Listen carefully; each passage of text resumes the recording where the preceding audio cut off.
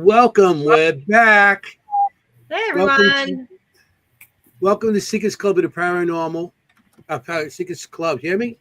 It's one of those days. Seekers Chronicles, Paranormal Historians. I just changed the name of our podcast, didn't I? Okay. It's been a long night. It's been a long day. Forget about it. Yeah. Our guest came down with the flu and had to cancel this morning. So we're running around all day trying to get everything together for us. So we have a show to go to tonight. And I'm going to say welcome to everybody that's in the audience that's going to be on tonight. And we are going to be talking tonight about cemeteries and the experiences that we had in cemeteries through the years and through events. And so we have some pictures and hope you enjoy it. Jennie is a little under the weather, so she's going to say hello, but say hi this way. Hi. No, I'm okay. Everyone's been sick, so here I am. Yeah. The flu's going around. I took the shot, so I'm hoping that's good, Yeah, me too. And that's why I'm not that sick, but still get it. Just not as bad. Yeah. So, Kimm, anything? Have you done anything this weekend? No, I had a lovely snow day on Sunday. We had work was canceled. Woo! So we took the dogs out and went hiking with the dogs. But I don't know if this actually is. I know I always have like my weird like solar updates or whatever. So we just had a major solar event. We had a huge solar coronal mass ejection with massive plasma coming at Earth. It just hit us last night.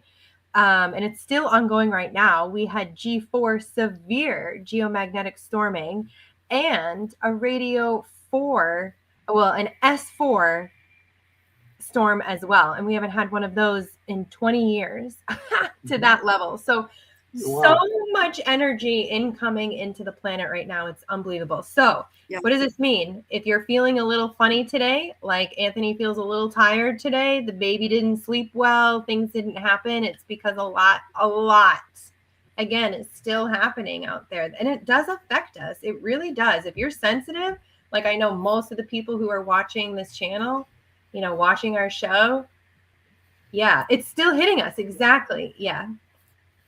So that's why my knees, my back, I can barely walk. It definitely doesn't help. Back, everything. It's like doesn't help. Ears ringing. You'll have dreams, nightmares. Like you'll feel on edge. Some people feel super, super on edge, and they have no idea why. Other people will feel really tired. Yeah, like really just completely wiped out. Wow. And can't you also see the northern lights? Oh, yeah. These G forms. So here's the thing. This is the fun part, too. This is science, right? So the G4 storming typically will come down to New York and New Jersey. It'll typically go through about halfway through the U.S., but that's if the magnetosphere is in a certain orientation to the storm. And so for this storm, the orientation was off. So the northern lights were actually pretty terrible, which was really sad because I know a lot of people stayed up late last night to try and look at them. And it didn't really happen, which is kind of a bummer. But that's why. It's because it didn't line up with our magnetosphere of the Earth. So 50-50, right? I'm so excited about this. Like I literally had notes about it, so I'm so glad you brought it up. Yeah, it's like we're gonna bring up the solar storm. Yay! It was crazy. I saw the storm because I follow a guy online, Stephen Burns, and he keeps us all up to date on earthquakes and like solar alignments and whatever. And I saw the video of it of coming off the sun, and I was like, "Oh, that's the largest one I've ever seen." It was crazy. No. Yeah. Like 2005 or 4 or something was the last one you said? Like it was like 20 years ago. 20 years ago for the S4 storm. Yeah. So we haven't had an S4 storm in 20 years. The geomagnetic storm to a 4, we've definitely had that last year. October 2024, we had that big G5 Yes. storm where like everybody on the planet Earth was seeing Yes. auroras all the way down to like Florida.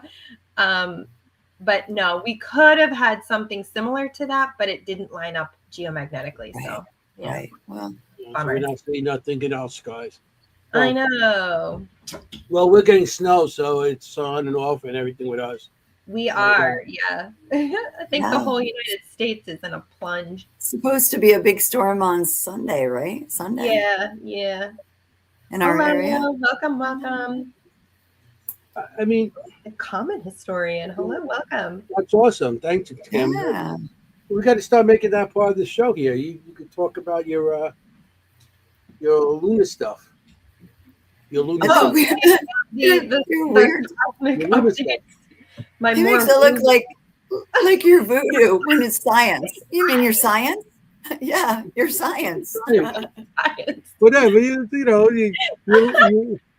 lunacy. I mean, your lunar stuff. Too funny. Oh my God. Oh my God. Your sonacy, not your lunacy.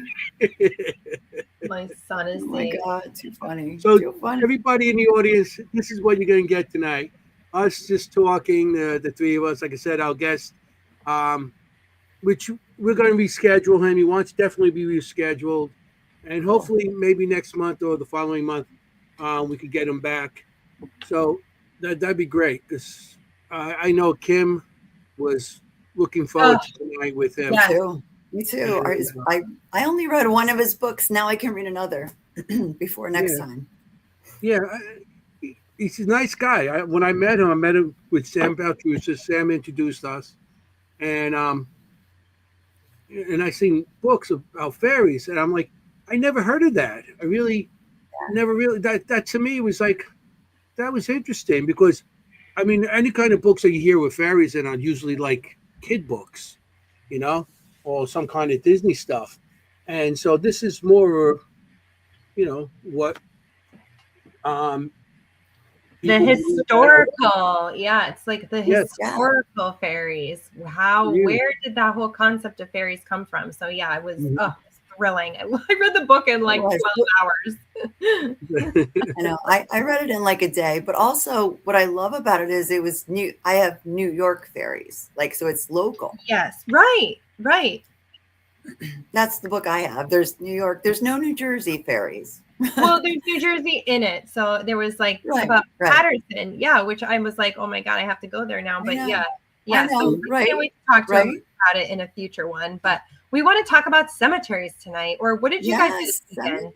What did you do, Jennie? You sound like you were in this weekend. Yeah, I mean, for once, I really did take it easy. I watched a lot of soccer, football. Oh yeah, a lot of the football. Yeah. Luckily, it was entertaining this weekend. A lot of exciting things on sports on TV. Yeah, go Patriots! Woo woo! We're in it. We're happening again. Yeah, they were great. They did great. Yeah, no paranormal stuff for me this weekend. Just pretty much all. My son's car broke down, so he's been using mine. So I've been abandoned in here in Queens, but we're gonna have a good weekend. Yes, this weekend. If everything goes well with the weather, we're supposed to go to the convent tattoo place. And what part of Jersey that is? That's South Jersey, but what is it? It's in Deptford, New Jersey. It's in near Trenton, outside of Trenton. Okay. And it was featured on Ghost Nation. I'm sorry, I'm trying. Can you turn that off? I can't find it. It was on Ghost Nation, an episode called Evil Ink. It's a tattoo parlor. And we had Sophia on the show. If you want to look that up, Sophia Westcott, the owner of the shop, was on the show. And it's a haunted tattoo shop. And also she has haunted objects, like dolls mostly. Kimm's favorite. Yeah. A lot of dolls. Yeah. Kimm's favorite. You'll never turn me on to them. Never. Not once. You'll never find me. I sent her. I see this thing that where people put these dolls on the floor and they put stuff on and they made it into like the floor, all these dolls. And I said that to Kimm. She's like, so this way you can make your house. So, oh my God. The whole wall of dolls. No, Sophia was on the show. She was amazing. She's a really cool person. Yeah. So hopefully everybody's well and we get there Saturday night. The weather. Yeah. Yeah, we'll see how the weather is. I mean, I got to We go don't want to through. be driving home in that driving No, snow. no, No, not back to where I it's am. I got to go over terrible. bridges, and Yeah. I get over the bridges, and Well, we'll see. Hopefully, it's and a 9 Lives Paranormal event. Yeah. yeah, because it's like 2 hours for me to get down and go where it's, which is not bad, but I mean, it is what it is. Yeah. You go. So, well, we do have a show about cemeteries tonight, and anybody that's been on listening to us that's been here for a while knows that I had pretty much my starts of investigating back in the 70s in the cemeteries. So you know, I just heard a fact tonight, and I was like shocked. In Queens, we have over 500 cemeteries, What? Yikes. and I'm like, they said there's two dead people for every one in Queens, Ooh. and I believe it. I think some of those dead people still walking around here, but Yeah. In I know I your worked with a apartment. couple of them. But I was like, 500 cemeteries. Then I was like looking in why, and in the 1840s, there was a rural act that was starting to be formed that Manhattan wanted to start removing some of the cemeteries there. So they didn't. They wouldn't. And they need They the would just space. start to moving bodies out of their backyards and everything like that.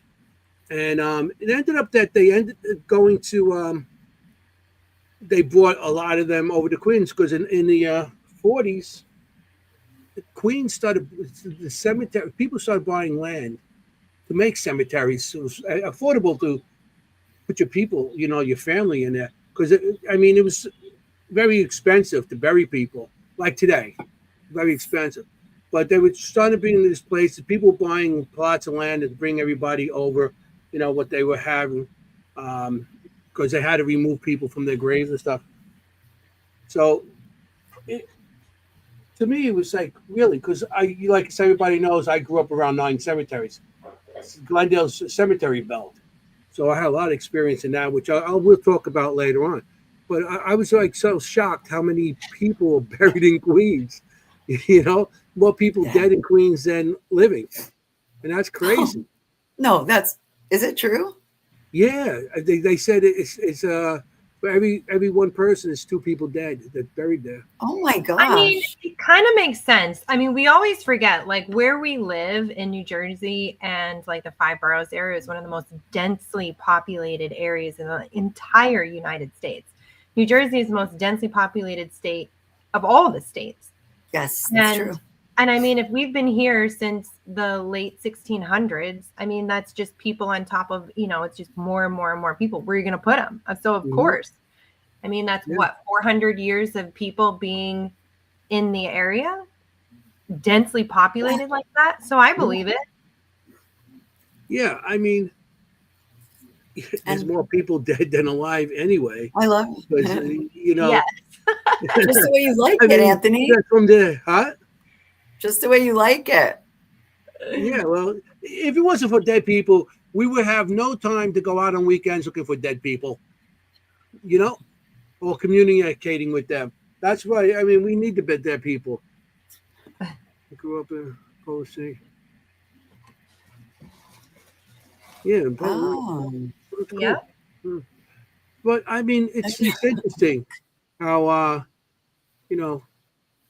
I like I said, I was like shocked, not shocked, but I was intrigued. How about that word? Look at that. I got a yeah. big word there. It's a Intrigued. fun fact. It's Intrigued. what we always Woo! fun. Ooh, that. Ooh. No, that is a great fact. I didn't know that. Yeah. So you guys got to come to Queens. We got to go do some cemeteries. You come hang out with dead people in Queens. You can hang out with the dead. We Matter of hang out fact, with that every weekend anyway. I know. Come have, I just got the book. What book Oh, is wait, that? what? Oh, Cypress Hills Cypress Cemetery. Hills. This is the cemetery I pretty much grew up in. And there's tabs on it. Yeah, because I'm doing research on all the different locations, all the different people, and all the different things that I want to go back there with. Nice. Oh my gosh. What happened tonight? Anthony's got the book. Look, and a tree. Anthony can read. He just, it's a little strong. No, it's just funny.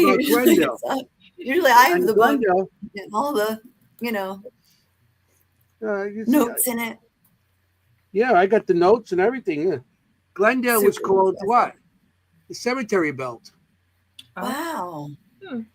Because everybody used to bury their deceased there, in the different locations in there. Because it had all different types of cemeteries there, from the Jewish, Catholic, Lutheran, Protestant, every type of religion is buried in that area. I know where I am in Queens, out of 200, we got 9. So it's a lot of history going on there. So, well, Anthony, how do you think that influenced you becoming a paranormal investigator? Do you think you would have still become a paranormal investigator if you had grown up like in the Midwest, not around any cemeteries? I think I would have been something involved with it because I've been experiencing things since I was a kid. And when I got older, I wanted to, get answers. And that's why I got into the paranormal, really, to get some answers. That's why I used to draw. I used to draw everything. And before I even started investigating, I started investigating in the early 70s, and I started hanging out in the cemetery. It's funny because 8, 9 years old, back then, we used to go out and play all day. And your parents didn't know where they were. 8, 9 years old now, everybody has to know where your kids are. But back then, we used to hang out in cemeteries. That's what was there. And back in the 70s, the cemeteries were a lot of this part of the cemetery had like open fields and stuff. So we go out there, we play football, we play baseball, we play ring or Rio. Yeah, that's a game that ring and Livio. We used to that's what it was called. And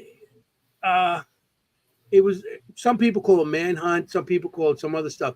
But wait, can you what are you actually saying? What is ring Rio? I'm sorry, I couldn't hear, Jenny. What? Ring of Lirio.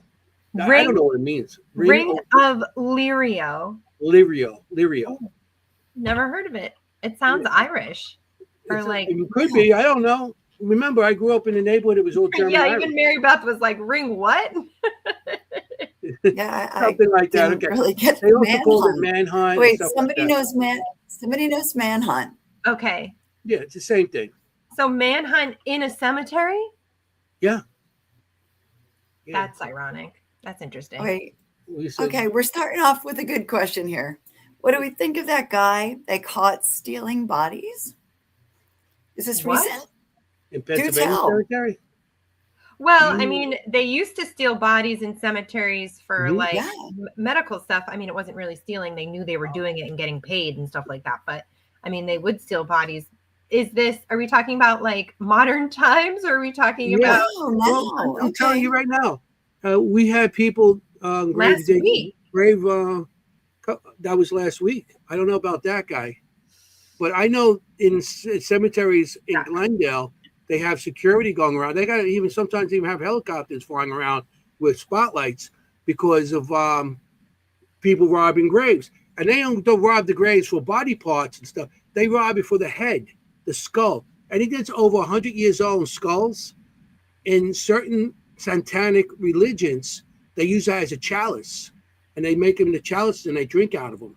And they feel that the older the skull is, the more power it has in it. Yeah, I feel like you can just order real skulls online. Like you don't have to go into a cemetery. Yeah, I'm pretty sure on Temu you can probably get a skull. No, yeah, seriously. You probably can. But I'm just saying, they rob it from old God. But the whole thing, even if you get a new skull, you know how old that skull is. I am gonna look it up really quick. Wait, I know. Look at this. Over 100 bodies. This is in PA. Okay, hold on. This is 100 skulls. It wasn't me. I'm not into robbing skulls. 100 skulls. Man. It's like too much work. Now this is a conversation. We got to look at this. Robbing skulls. Here we go. Oh my it got God! dark Yeah, fast. Jonathan Gerlach, 34 years old, is facing more than 500 criminal charges following investigating into repeated break-ins at Mount Moriah Cemetery. Wow. Wait, no. His story I'm is dying. crazy. This got dark fast. Really fast. Let you go to his storage locker. What? Oh my God. This conversation went like right dark really This quickly. is great. What is Well, happening? with the audience is this is great. We got a chat going on. I'm loving it. Yeah. Did you hear me talk about him? I don't know. My volume might have gone out. Did you hear me?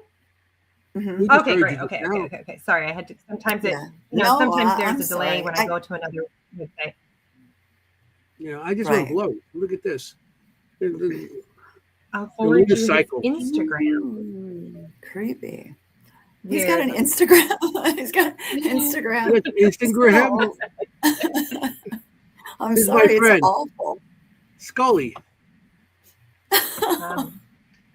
That's great. Well, I guess, maybe we haven't evolved that much if we're still robbing graves that we were doing hundreds of years ago. You don't want to listen to me.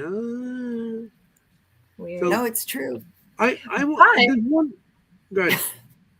But, a few episodes ago, I was talking about when I went to Bali, and in Indonesia, at least on the island of Bali, they purposefully unbury their dead because they only cremate their dead on a certain date and time. I forget I said, was it 5 years? Was it every 5 years? Yeah.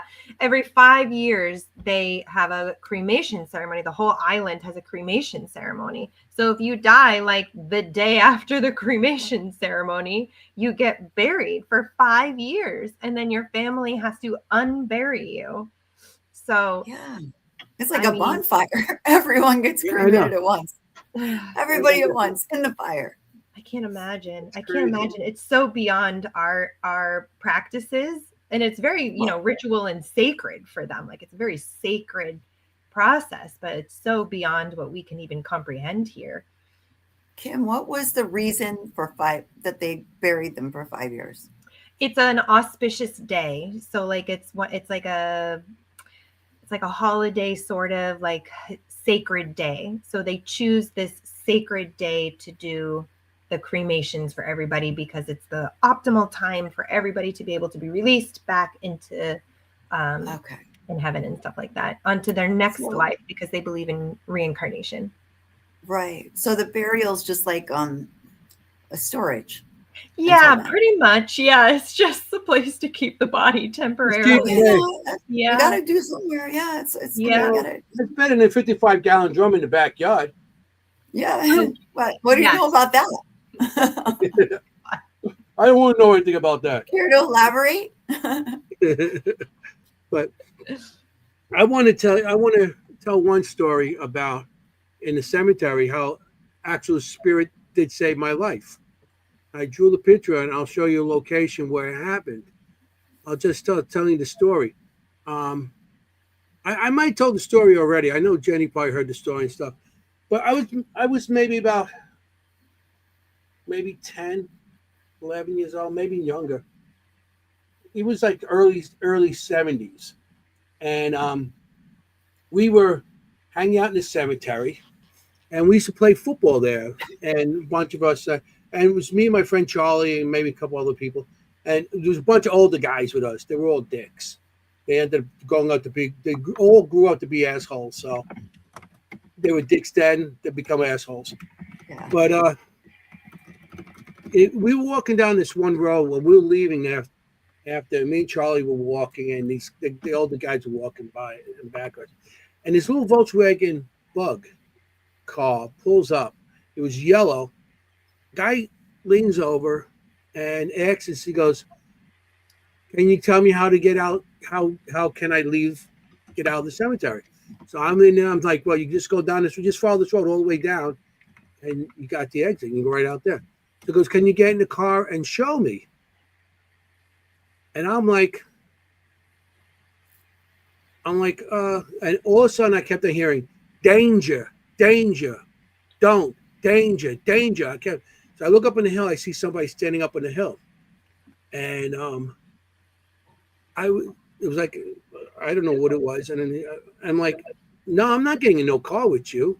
What did it look like on the hill? You said you saw something on the hill. What did it look like? Is that what you drew? He drew it. Oh yeah, cool. Okay, great. I don't. I got like a harbinger or something. Is that? Yeah. That's what I kind of seen. I remember 73. Okay. And he kept on saying, danger, danger. So then Charlie, the guy goes, listen, if you come with me, I'll give you $10. $10 back then was a lot of money, especially for a 10-year-old back in the 70s. I'll give you $10. So Charlie's like, I'll go. And I'm like, no, Charlie, you're not going. I grabbed him and I pulled him back.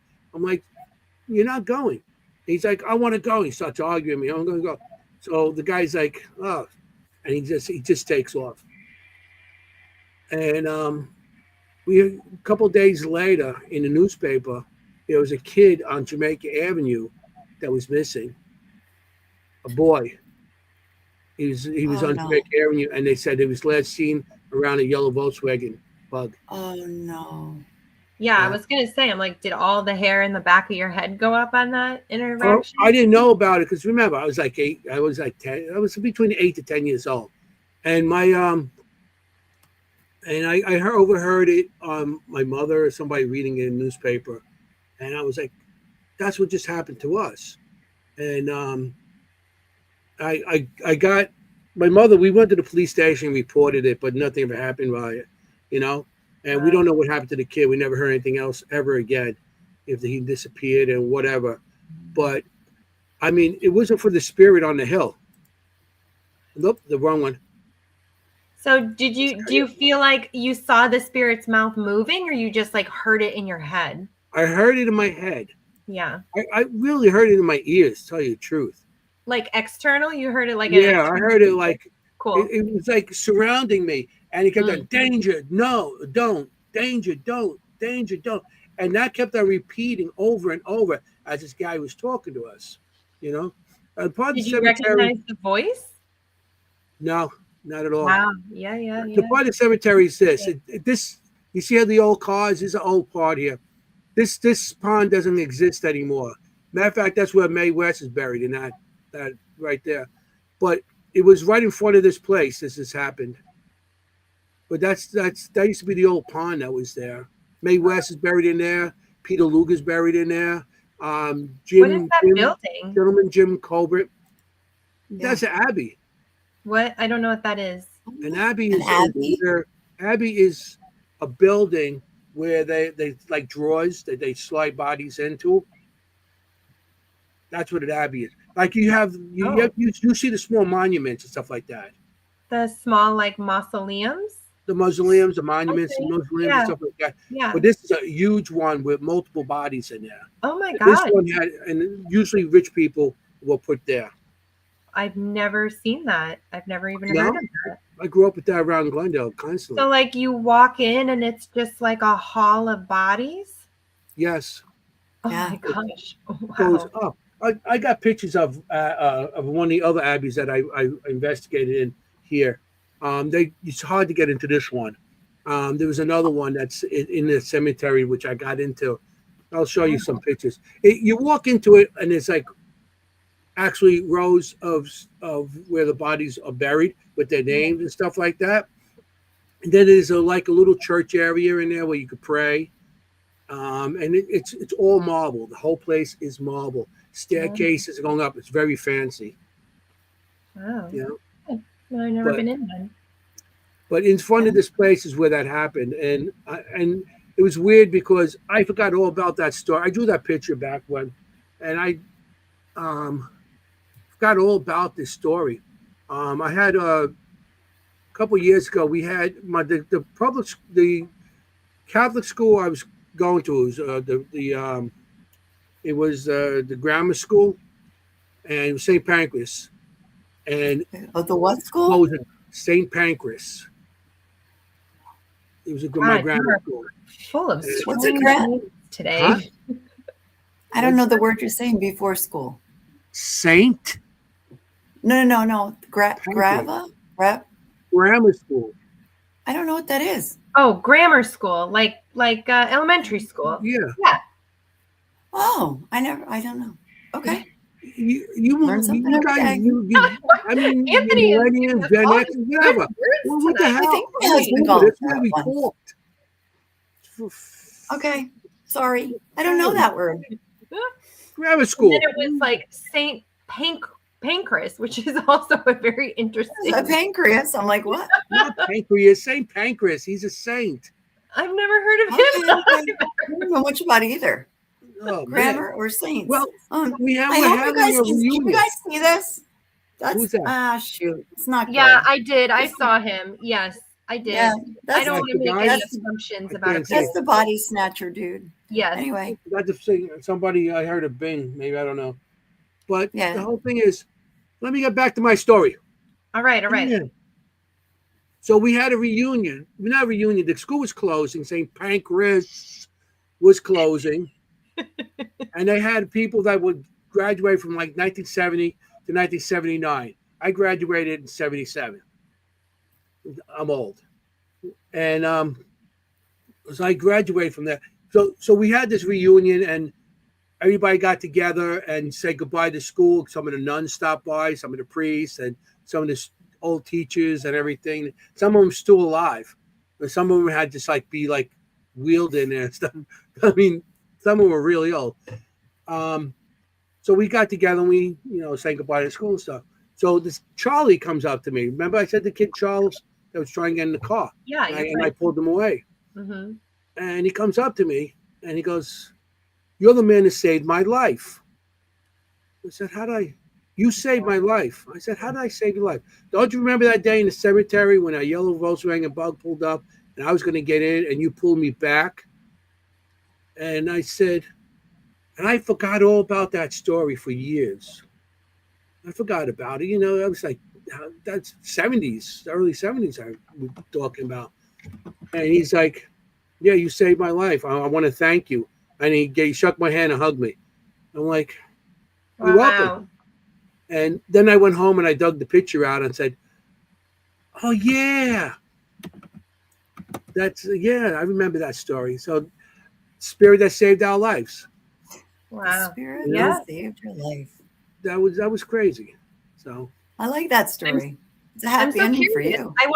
I want to ask more about the spirit. Do you think it was a spirit guide, or you think it was a spirit in the cemetery? spirit in the cemetery. Interesting. Even more That cemetery has a lot of stuff going on. I got some more pictures from there and stuff, and other cemeteries in the area. But yeah, in that cemetery, there's a lot going on. There was a lot happened there and stuff. When I was a kid, there was a lot of open fields, and now there's not. There were so many movies that were filmed in that cemetery too.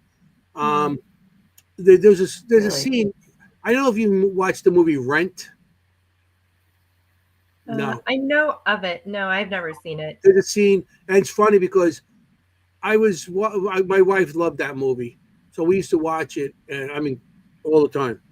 And there's a part of the cemetery where somebody's being buried and stuff, and it's up on the hill there, and I'm sitting there, I'm like looking, I'm like, that looks familiar, and it's like, that's Cypress Hill Cemetery.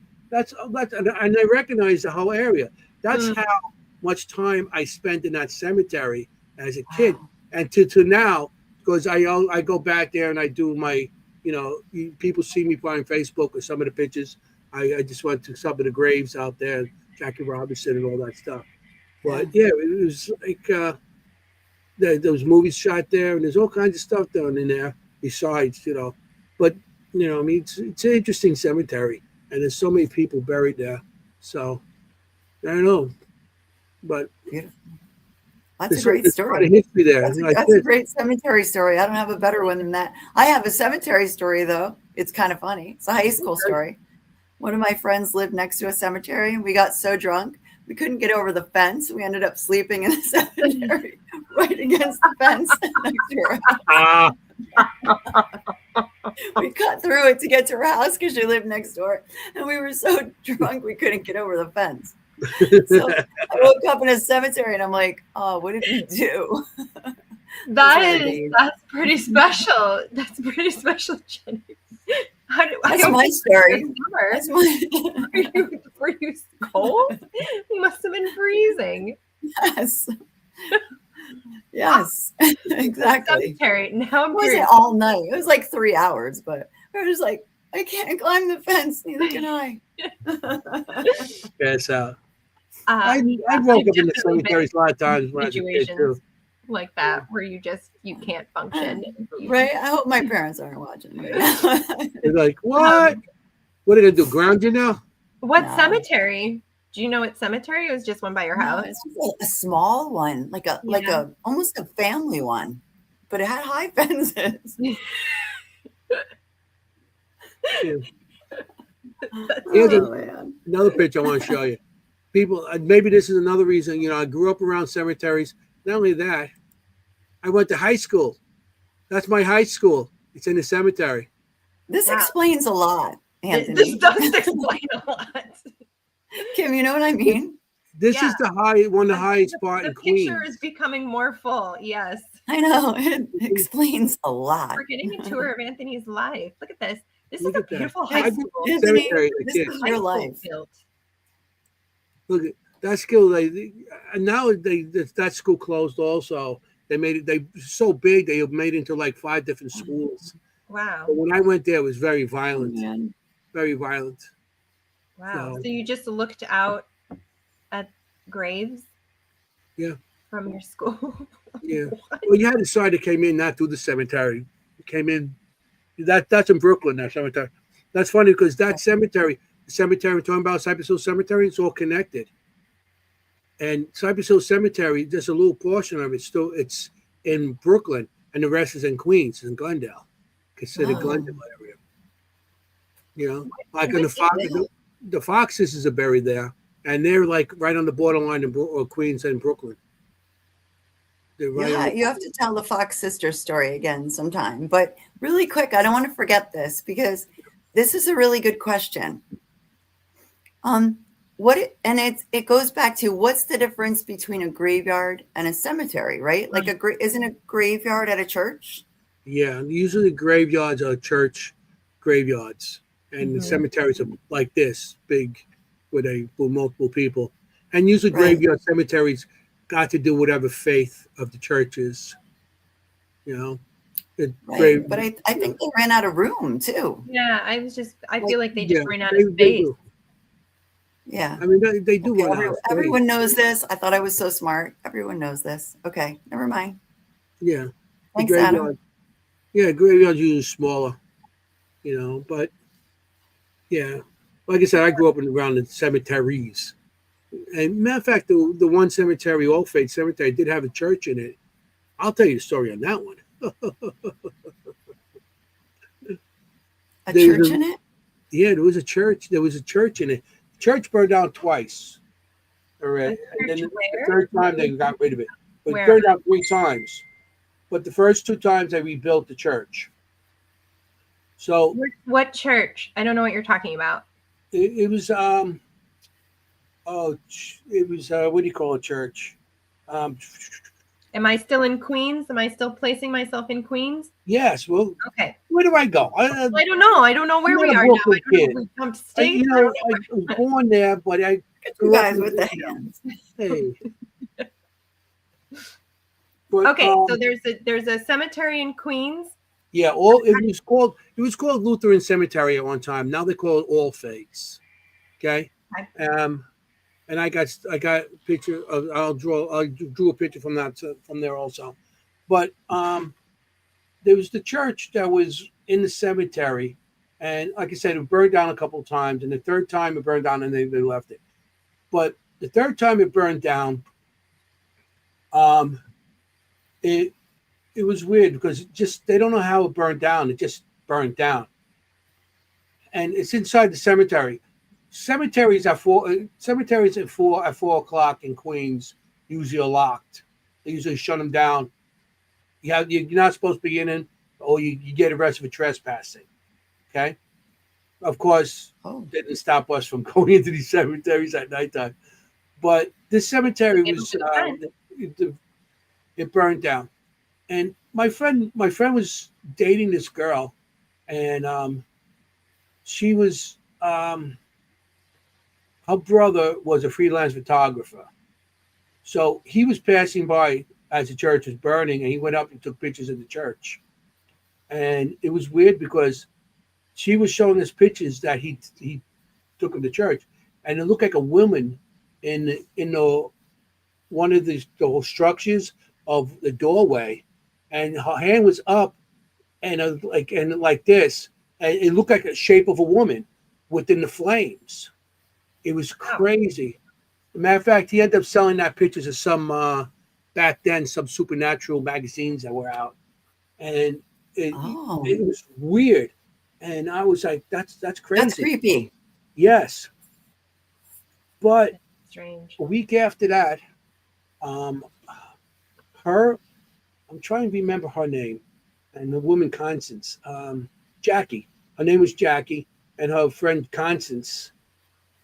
They were having dreams, and they would call each other up in the morning, and they had the same dream of a woman screaming, "Save my church, serve my church," and the same exact dream they would have every night, "Save my church," and it would always end up in flames. Okay, and it was like weird because they used to go because this cemetery was like the route between us, Glendale going to Mill Village, and Mill Village had this big shopping center there. It was a TSS store and a Robert Halls. I know two stores that don't exist anymore. Kim probably like, what? I have no idea. No. Yeah, I'm probably like, what? But you don't either. But these two stores, and the Robert Hall store was like a clothing store, so the women used to go back and forth. So to go there, they used to cut through the cemetery. They used to cut to this Old Faith cemetery and go there. And okay, one time they're coming home, and they see an old woman on one of the benches. And now the cemetery's closed. They see a woman on the bench crying.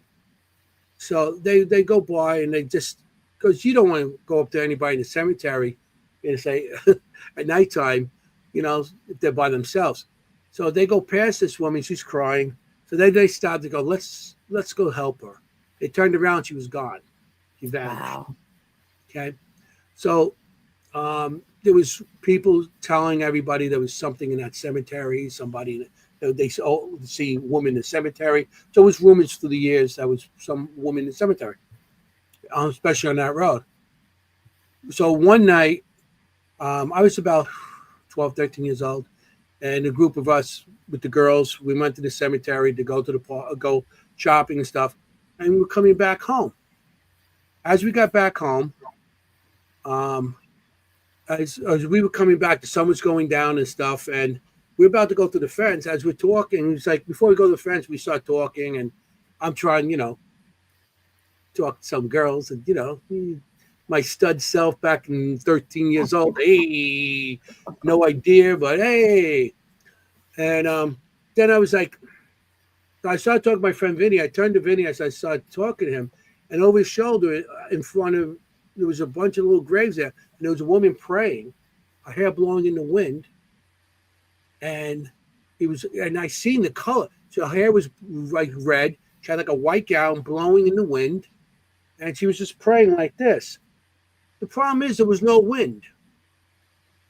Oh, wow. So I'm like turning to my friends, and I'm like, do you see this? So I wonder what's wrong with her. Is she okay? And everybody's looking at her, whoa. Nobody's seen her. I'm the only one who's seen her. So that's the first time I seen a full body apparition. Yeah. Full body. 13 years old. I'm like, crazy. So I go running home. Some of the people come with, say, are you okay? Someone looking after me and stuff like that. And so I told people the next day what happened. But that night, I had a dream of a woman telling me, come back. And but she's telling me come back to on top of the hill where the ruins of the church was. Now, the church was burnt to the ground. Okay, and they demolished whatever, and they keep it safe and everything. So the next day start telling my friends I'm going to go back to the cemetery, and I got this crazy dream, and some of them were like, "What's wrong with you? You're crazy," and all this stuff. And two of my friends were like, the guy Vinny and his girlfriend at the time. So well, I'm not going to let you go in there by yourself. So I was like, I'm going to go. I'm going to go. I mean, I was scared, but I was like, I don't know, more intrigued. I don't know. I was more into finding out what was going on. So I go into the cemetery, and you go up around cemeteries. You're not afraid to go into a cemetery at night. Right. I mean, you're not that afraid. And a lot of times in the cemetery at nighttime, you don't have. Back then, we didn't have flashlights. We went with what the moonlight was, and the moon actually lit up the whole cemetery as you walk through, and your eyes adjust after a while. So I'm going to the cemetery, and at the time back then, there was a old dirt road that led up to where the top of the church was. So I'm like, okay, I'm going to go up. I'm going up that road, and my two friends are following behind me, and they're like, "You're crazy, you're crazy." I said, "Listen, guys, just stop. I had a bad feeling. Just let me go by myself. You guys stay here." And they said, "No, no, no, no." As they said that, a branch fell between us and them from a tree. What's It wasn't a that? big branch, but it was enough to scare them off. They're like, Yeah. "Okay, you're on your own," and they ran away. I Yeah. was like, get out. Okay. So I'm Okay. like, okay. So I walk up, and I walk into the middle of where the church was, the center of the church. And on the back of my back, I feel like cold hands, like pushing me a little bit. So I'm like, okay, I'm gonna go with this. So I start walking to where the hands were pushing me. So I go into that spot. I go walk, and all of a sudden I stop. There was a grave in front of me. It said Mary on it. And I'm like, Mary. I don't remember the last name. I don't remember to this day. I've been looking for that grave, and I still to this day I can't find that grave. Okay, I see Mary. So at this point, I said, okay, enough's enough. I have to get out of here. So I start running. I'm like running top speed. Now I'm just scared. I'm running, and I start running out of breath because little fat kid. And I go Oh my and I God. stop. I'm out of breath. I look at my side. That same grave was next to me. It said Mary on it. I'm Oh my like, gosh. no. I start running again, and I'm running. Again, I stop. I'm seeing the same grave. I'm seeing the same grave, Mary. And then I was like, so all of a sudden I started hearing my friends calling me. They finally came back for me. And they, Anthony. So I was like, okay. And so I went with them off, and I went home that night and stuff. But that cemetery, I went years back. Of course, I went back to that cemetery, but it was at nighttime and stuff. But it really, I feel that how the woman came to me. Her name was Mary. Okay, and I think that's what she wanted to tell me. Her name, and everything. So it was weird how that happened. When I did go back to the cemetery, I did go back to the spot, and I'm talking about many, many, many. Now I'm doing more investigating. I brought a team with me and stuff, so I want to check this place out. I actually made a meetup group. Also, I had a Seekers Club of Paranormal, which everybody heard at the beginning of this. But I had a meetup group called Paranormal Seekers Club, and I had a bunch of group. So I had people come with me to go to this area, and I went to the area where Mary was praying, and it's actually a location where they buried children that died in 1919. Hmm. Whole location, and the grave she was praying over had a little what do you call it? A lamb on it. That was part of that was the tombstone. Right. It was a lamb, and the child that was there It didn't have much more. You couldn't read it because it was like a lot of. It was all worn out. What it was saying on the grave, but that whole location was children. So maybe she. I really don't know why she came to me, but after that's when I starting to investigate on my own in the cemeteries and everything with dowsing rods and everything. At 13 years old, I've been running around cemeteries by myself looking for Wow. ghosts. But that was crazy. That was a time. It, Gee. So this explains so much. Like, I learned so much about you. Earlier today, guys, I sent these two a word that meant actually there's two words actually I found out. One of them is taphophilia, and that's I think an interest in cemeteries, and then the other one was an abnormal interest in cemeteries. And I don't know how to pronounce it. Do you know how to pronounce it? I don't know if it's metro or koi metromania. I tried to download it for you, and it's some reason I couldn't find it. I just thought that was their fun facts that there's actually words for that. So tapho, right? Like in philia, meaning love, right? Taphophilia is that you love cemeteries, and the other one is that you abnormally love them. Like you're too. I wonder on the spectrum where Anthony is for that. I wonder. I'm going to go with normal. Normal love of cemeteries. I mean, well, yeah. I mean, abnormal might not be the right word, right? Like, I mean, he does have an extreme love of cemeteries. Well, no, I I love them. I mean, that is abnormal. It doesn't make you abnormal, but it's more than most people. Great. I love that. So I don't. Yeah, that's real. I love those words. I've never heard those before. So yeah, I don't know how to pronounce it. You guys gave me videos. You guys gave me videos, and there's one video with Kimm talking. You want me to play that? No, there's I have a whole story and setup for that, Anthony. Don't do that yet. Oh, I mean, I think he's talking about the 9 o'clock. I don't want to run out of time for you guys.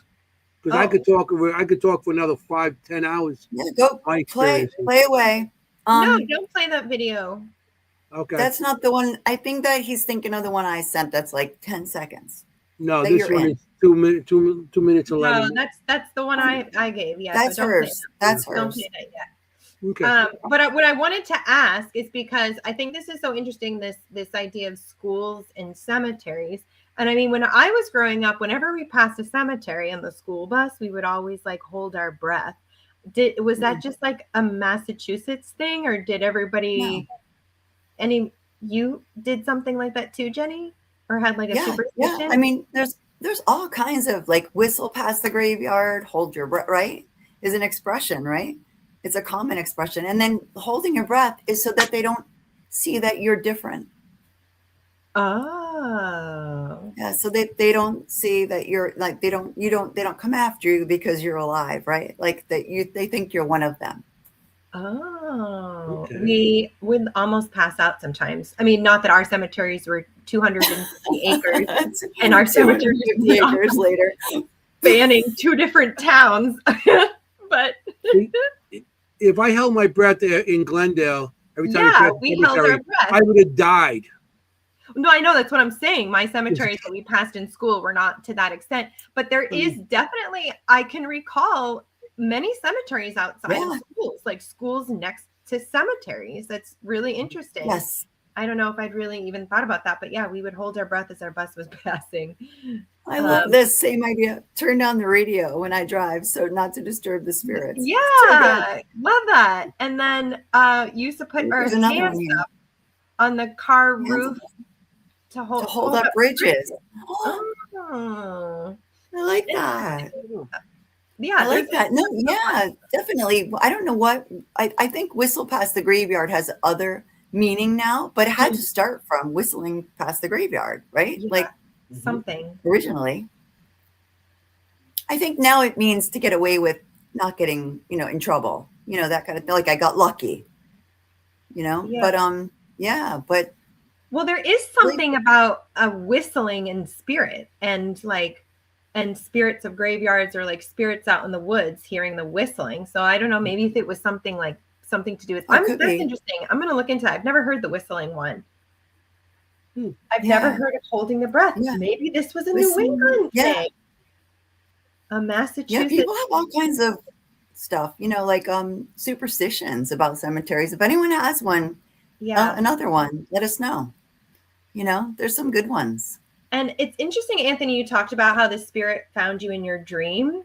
So one of my most intense spirit nightmares, because I have spirits come in dreams to me a lot, actually, especially in relation to locations I'm going to be investigating. They'll come in my dreams and tell me names, dates, stuff like that about the location. But I had this one, and this is also related to a school. So in the next town over, it's the Denville Historical Society. The gentleman who runs it used to have, or maybe he still does, like a Halloween walk downtown. And actually, it's down the street from the antique shop that we did our documentary. So it's not far from where the documentary was that we had on the show. Yeah. And so he said, because he was looking for a medium to like help host this haunted walk. And I said, yeah, I'd love to do it. And he goes, okay, I'm going to test you, which I'm like rolling my eyes like, okay, he's going to test me. Right. So he tells me to go down the street and he says, I want you to read the school. And I said, okay. I'm like, first of all, that's weird, you know, whatever. So I went down the street and there's a parking lot with a playground, and then there's a school on the other side. And I literally looked into with my senses and whatever. And I actually, oddly enough, I saw murder there, which was crazy to see that, like in Denville, whatever. Yeah. And then I look at the school and I was like, oh no, there's graves. I was like, there's a graveyard underneath here. And so here I am finding these two things, which are pretty heavy things to be finding when you're doing a reading of a location. It's not really enjoyable to be reading locations like that. So I debated whether emailing him or not. And I was like, you know what? I'm going to email him. I'm going to send it out. And I did. And I never heard back from him. But I went and did my own research because I'm whatever, I'm me. And it's true. In the 1970s, a woman was murdered in that parking lot across from the school. And the school actually was built on graves from, they believe they were slaves. So it was a slave burial ground. But it was that night, after I read that location, Anthony, I had a wild spirit dream in the school. And it was not a very nice spirit that I encountered in the school. And it turns out that school has historically many, many, many paranormal events, like paranormal occurrences that you can find online as well. But yeah, anyway, I never spoke to this gentleman again because I was like, how rude to send me to those two places to read. Yeah. Like I was so upset. I was just like, it's not a game. It's not a game. It's not like something you need to test or prove it. Yeah. Anyway, but yeah, it's cemeteries and schools, something about it. It's not the shock value. It's not for shock value. It's not for shock value. I looked up whistle past the graveyard.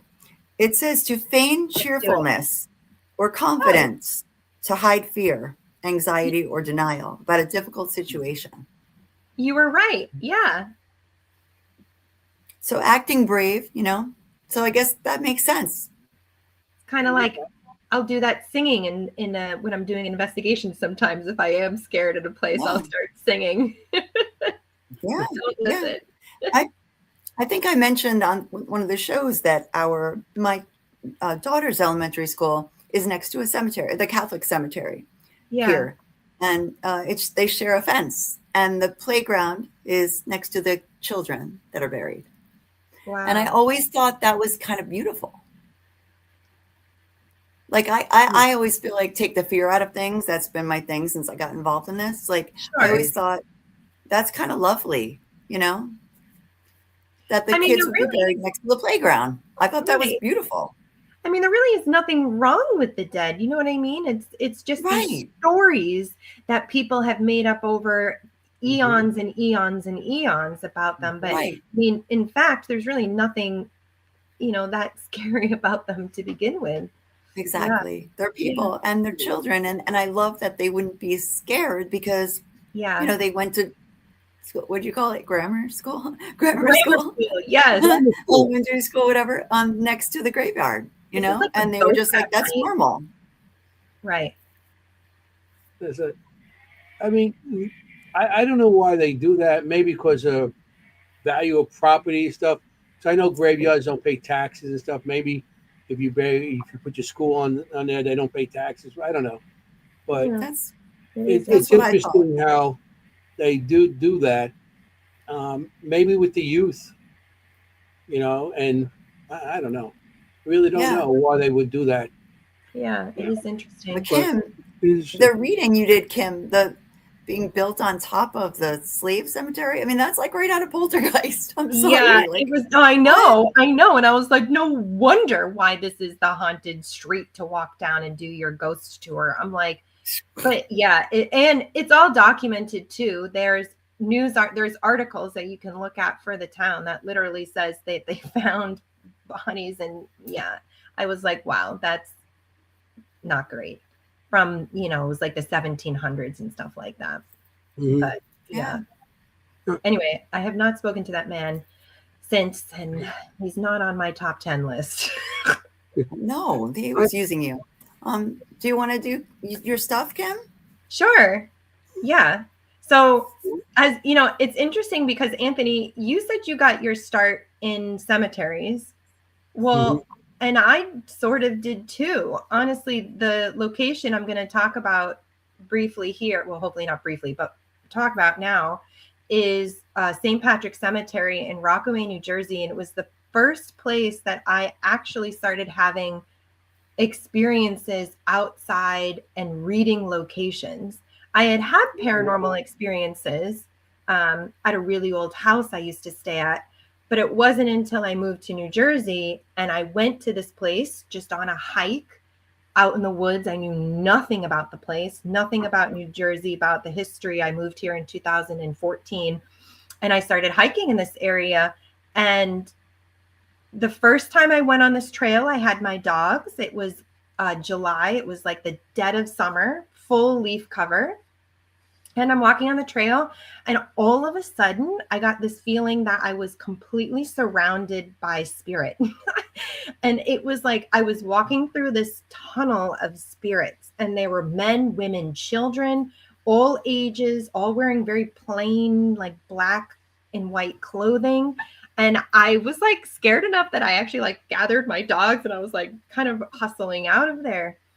And then I didn't really think anything of it because when you walk on this trail, you don't see anything. You can't see there's no structures. You're in the middle of the woods. So then I went there again in the fall when all the leaves had come down and I got the same feeling in the same place.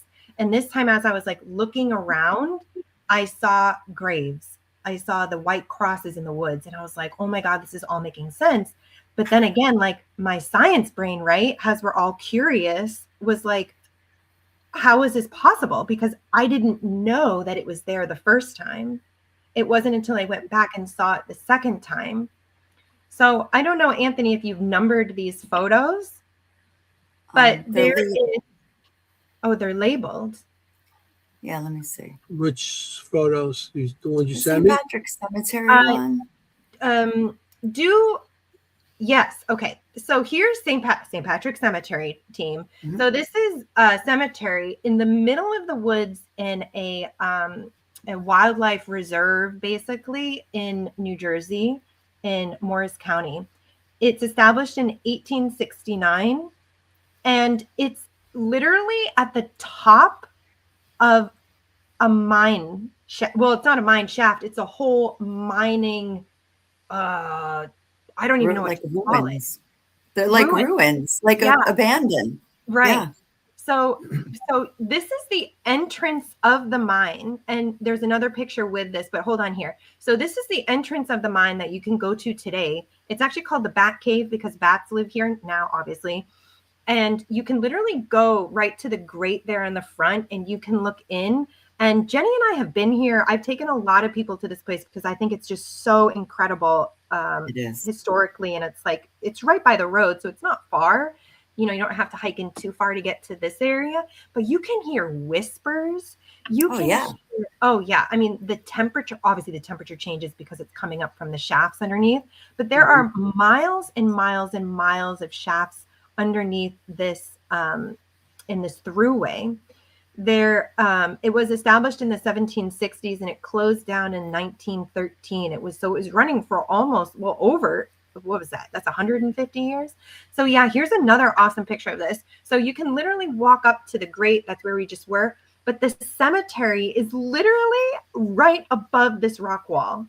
So if you climbed this cliff, the cemetery is right on top of it, which is bazonkers in my brain. Wild.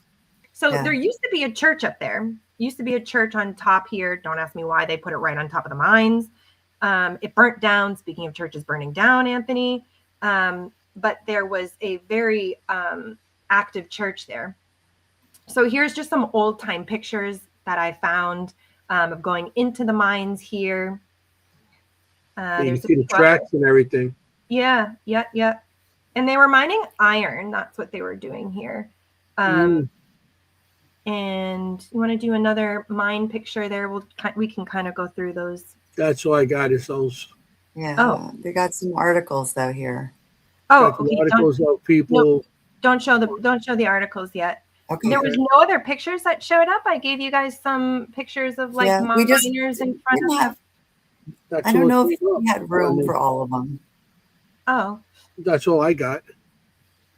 So it was a long-term mining town.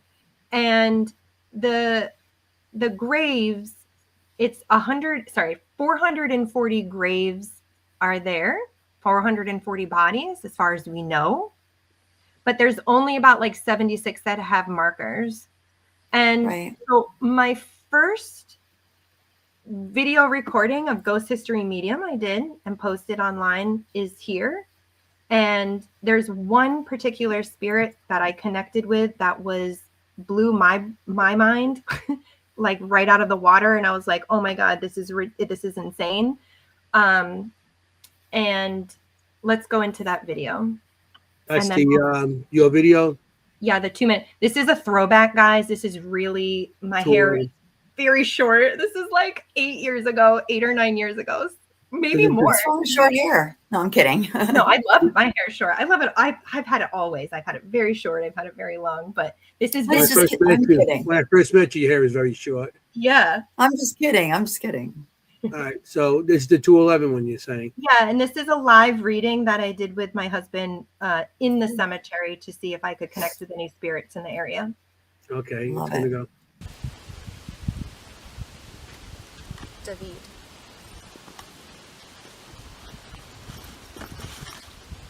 He's a troublemaker.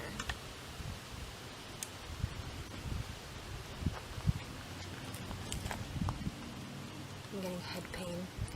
Head pain from here, both sides.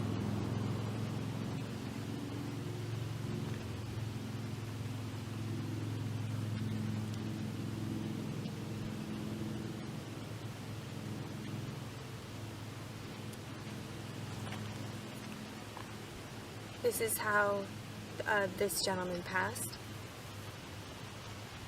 Head trauma? I'm getting that this gentleman was younger. Head trauma, both sides, mostly the right side. Mostly this side, right here.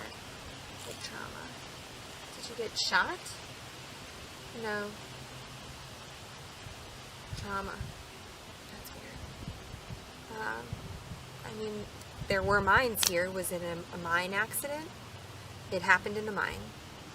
Did something fall on your head?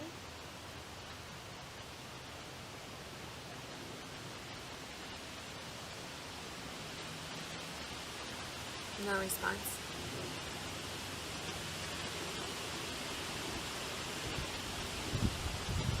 He doesn't really want to talk to you, but he was a troublemaker. Okay, thank you. I get that message that that's how you died. You can release that pain. Are you feeling anybody that was buried here, or just people wandering?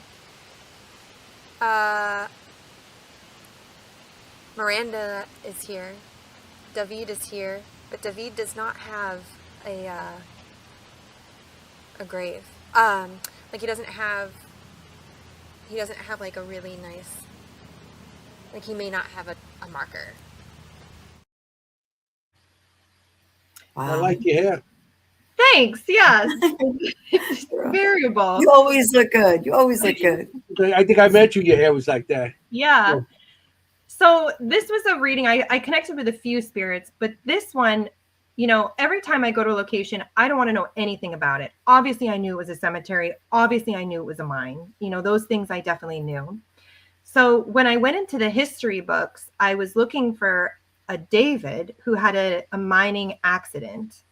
And Anthony, you want to pull up one of the first article that has like the headline on it? So I find this. So in October, this is the accident actually happened October 19th, 1911. 12 men drowned in Hibernia mine. And what actually happens, it was in a 1,600 foot mine shaft that somehow, while they were blasting, got too close to an adjoining mine, and the supports broke, collapsed, and flooded the mine. So 12 miners drowned. And actually, this is the worst mining accident in New Jersey. It's either the worst or the second worst. I couldn't remember, and I couldn't find the actual reading that said that. It's either the worst or the second worst. So don't quote me if it actually isn't the worst one. Either way, it's horrible. It's horrible. Mm-hmm. So if you want to go to the next slide for the article here, and I didn't know any of this. Oh, yeah. So here it says the dead are Joe Sweeney, George Collick, David Slate. And David Slate actually ended up being the foreman. He was the one that was responsible for all of them that were there. And it was interesting because he gave me a name in like an accent. He said it was David. And I was like, well, that's weird. But actually, a lot of the miners at the time that were there were Czechoslovakian and Polish. So they did have accents. So I don't know if he was being sassy with me. And it also wasn't uncommon for the foreman to actually learn the language of their employees so that they could better communicate with them. So we can go to the next. There should be one other image of names. So what I had to do next was I had to prove if he was there or not, because he said he was buried there. Or at least he said, I don't know. Actually, when I said it at first, I said he doesn't have a grave here. So this is a part of the cemetery record for St. Patrick's Cemetery of the 440 bodies that are there. And you'll see David Slate here, death date, that same date of the accident. And he was 28 years old. So he was young, obviously. And I don't know if they actually recovered his body. The last article I could find was December of 1911. And at that time, they still hadn't recovered his body. So it is possible that he really doesn't have a grave there and he doesn't have a marker, and that he actually is still down in the mine shaft in the mine. So that was, you know, I mean, again, it's just wild. It's unbelievable. And that, you know, is in our backyard, and you can actually go there and visit this place. It's incredible. I mean, it really is. We investigated there together, and we got a lot of activity around the mine manager. Remember? Oh, yes. Oh, gosh. There's even a burial mystery about the mine manager. Yes, there's a cemetery mystery about him, too. I think this picture is also from it. Yes. Yeah. I just wanted to show people what some of the stones look like. I thought I'd put that in there. It's really, it's just beautiful in the middle of the woods. It's up on a hill. You hike up there, and I'm nice. Just curious, why there like little pictures of gnomes, statues on the bottom? Oh, people go up there and leave all kinds of things because it's public and it's in the middle of the woods. So there's like beads and like little toys on stuff. I don't really know. That's interesting. So there's other videos here. Jenny, you sent me. One I with, think, you want me to start playing some of those? I guess, is there the one that has from this mine? So people get, I did like Don't a know which one from panorama, this mine. so you can see all the Oh, hill. nice. Cemetery. Peters. Send me comes with a bunch of numbers, no labels. A So short one, like 12 seconds.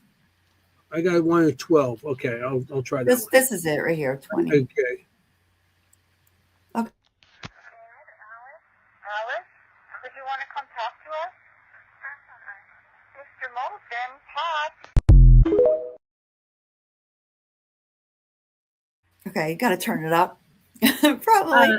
Yeah. That was an EVP. Okay. That's not at So St. Patrick's, though. Yeah, that's Yeah, not that- St. Patrick. That looks like No, a that's different not St. cemetery. Patrick's. This David Slate. Oh, it's got a show. Woo! Got a chill. David Slate.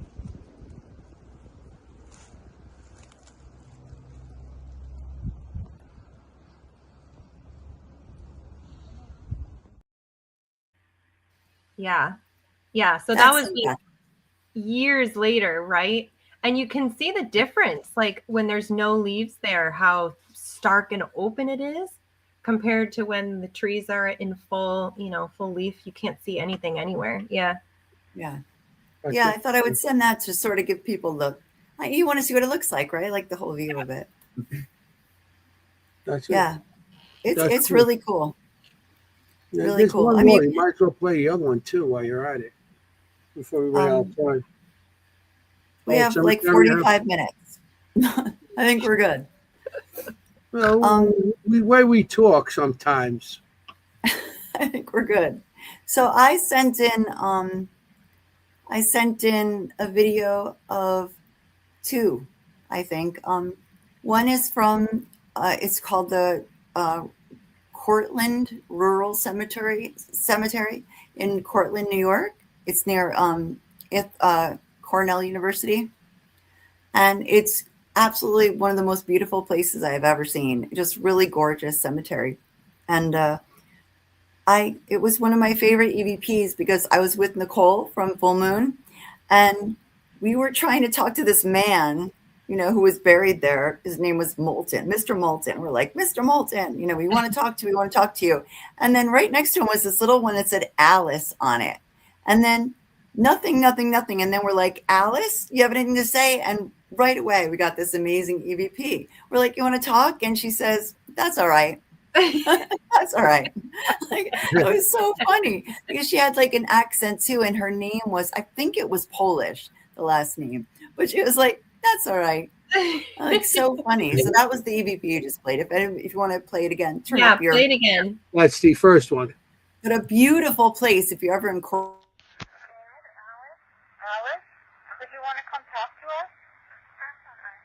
Mr. Moulton, Pat. That's funny. She's like, no, That's a thank you. Great EVP. I know. She's That's like, an no, thank amazing you. That's all right. EVP because you can hear tonality, female, age. Wow. Yeah. Play it Yeah, again. and she was like 20, 21. Wow. Alice, would you want to come talk to us? Mr. Moulton, Pat. And Yeah, you can tell that's good. I can't hear it because I'm still talking. Like, Mr. Mhm. Moulton, somebody talk, And yeah, so she was like, I think 20, 21, something like that, Alice. And sounds like it. Yeah. Sounds like a Yeah, young yeah, woman. Yeah. She's not That's a Mr. beautiful Moulton place. for certain. Yeah, that is definitely No. a young woman, It- child. He wanted nothing to do with us. And neither did she. That's all right. She was so polite. No, thank you. No. Thank you. No, thank you. I don't Look, think it was we're me. I talking. was like, get the out of here. Oh man, we were so shocked though because we were like waiting for a man to talk, and then Right. Hey, you got one more thing you want to play? Yes or no? I'll play it. Maybe 20. So it's I have it as Old Cemetery. okay, yeah. So this is a cemetery in Somerville where I live, my town is really old, like late 1600s it was founded. And I love it because this is our old cemetery, like Revolutionary War graves, and names that we know, right? Like we have these local cemeteries, right? And there's names in there that are related to my home, which I thought would be interesting to bring up. Like I was walking through and I saw the name Van Fleet, and I was like, because we bought the house from the family who built this house. Like we're the second family to own it. It's 100 years old. So it was really cool to see the family that built the house, to find their graves, My house is not haunted, not haunted. No, Mr. Van Fleet never comes by. But it was kind of neat to see that history from my home in my town. So anyway, beautiful place, old, lots of Revolutionary War stuff. So I'll play it. Okay.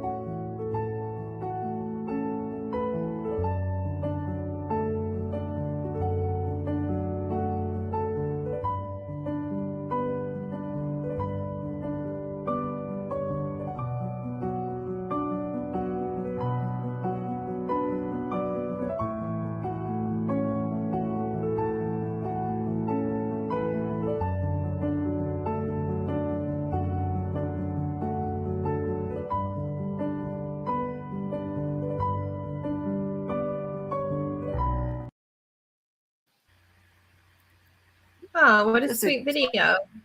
Yeah, well, it's just, I thought we were doing cemetery, so let's look at a cemetery video.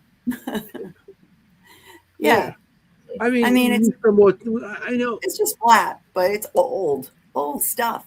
Yeah. That's nice. I mean, a lot of these graves are forgotten and stuff like that. So for us to show and bring something back to these graves that, you're not forgotten, or these spirits, you're not forgotten really, So I think we're doing like a service also for the, the forgotten graves that people that did exist now, 100 years, or they don't exist anymore, and we're bringing it back for them to have some spotlight on them again still. So I think that's nice. And I think it does matter to spirit. And the reason why I'm going to say that is because I just remember, as we're talking here, I totally forgot that this happened. What is that store that we used to go to? Oh, God, I can't even remember even the town it's in. Lafayette? No, it's not even in Lafayette. There's a knickknack store that I would do readings in recently in the last 2 years. And one of the spirits that was in the place told me her name and where she was buried. And then like a few weeks later, I videoed me go, and she told me where she was. She said up through the arch to the left, up the hill, and then right to the right. And I did it. I did the whole walkthrough. I videoed the whole thing, walked through, went right up and found her grave. And so I do think it matters to them that there is recognition of where they are and where they, I think it matters. I believe so. And that's why I like drawing them, because like I said, I give faces to the dead, because how many years these people forgotten, and then all of a sudden they appear to me, and I could give them something, Yeah. So Yeah. I want to show, by the cemetery, by Cypress Hill Cemetery by me, Yeah. got the Fox sisters, which I mentioned. And the story I got with the Fox sisters is here. It's the grave, the actual grave of the Fox sisters. Okay. And it was weird how I found the Fox sisters.